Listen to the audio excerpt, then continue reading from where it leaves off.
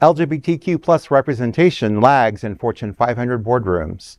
New research shows a rainbow class ceiling exists that prevents LGBTQ plus professionals from reaching corporate boardrooms and C-suite roles. While there are notable queer leaders like Apple's Tim Cook, OpenAI's Sam Altman, and Airbnb's Tara Bunch, the reality is stark. Out Leadership estimates that less than 1% of the 5,670 boardroom seats at the Fortune 500 companies are filled by LGBTQ plus directors. Although representation has improved for women and other minorities, queer professionals still face significant barriers. You know, while it's great to see that we have them in Fortune 500 companies, sometimes I think, do some of our LGBTQ plus leaders really want to work at Fortune 500 companies versus creating their own organizations and companies?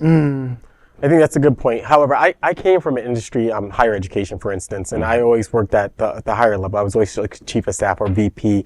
But there's a gap too in higher education as well. Not only of LGBTQ, but black people, quite frankly, Black and Latino folks. And so even in industries that are, more social entrepreneurship or education oriented, we still are lacking in those positions. I found in particular higher education, there was not a lot of us. And when there was, people were afraid to come out, particularly Black gay people. And part of it was, being associated with growing up in the South or being associated with an HBCU that has strong roots in the South. And so individuals were and are still today afraid to come out. I have a friend who's a president of a university, and he has been a president for a while, and he's alone. He's lonely. Like, we're friends and we talk all the time, but I just feel so bad for him because he still feels like he needs to be in the closet because of just the pressures or societal pressures and the way he was brought up in society. So these pressures are real. And I think also when I think about, the transcendency to a college or university president or even a leader of an organization, it's challenging. And I think people still weigh that in their decision-making process. My alma mater, which I love my alma mater, it's called Marist College in Poughkeepsie, New York. A couple of years ago, they had a choice between a straight president, a straight guy who was married, he was a white guy, married to a Black lady, both lawyers, or a gay guy, Black guy, who was married to a white guy. And their response was, well, his partner would not like it up in Poughkeepsie, so we went with the other candidate. That was their response. Wow. And, quite frankly, in the Hudson Valley, there is such a huge population of gays up there. I'm like, what do you guys mean? Like, we're a community up in the Hudson Valley. It's a place that I hold near and dear to my heart. But they selected the white guy who was married to the African-American, he had an African-American wife, but he ended up having a failed presidency.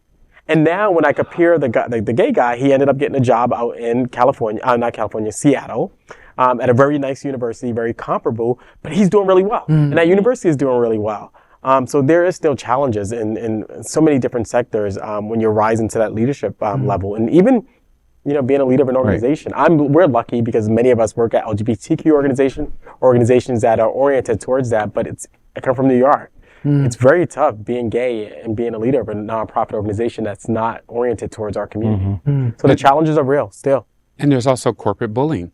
There are some things that people that identify as LGBTQ plus will have to experience, and some real ugly things in a corporate setting, white collar setting.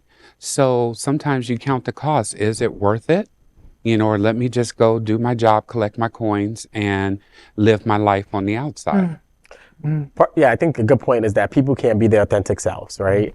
People feel like, they have to hide. Like, I love the fact that, like, I work at a gay organization and I could take my shirt off, right? And people will embrace it, right? Like, when I worked at the Catholic college, when I worked at the Catholic college, oh my God, that would be so taboo. I would probably be fired. I mean, I remember a time where I actually was at, I just left the gym and I was assistant to the president, really well known in this town called Poughkeepsie, Hudson Valley. And I was at the supermarket and I was in sweats. And it was like, I just left the gym. It was like 8:30. Somebody told my boss, who my mentor's friend, they said, oh yeah, we saw Edward at Stop and Shop, but he was in sweatpants, Dennis.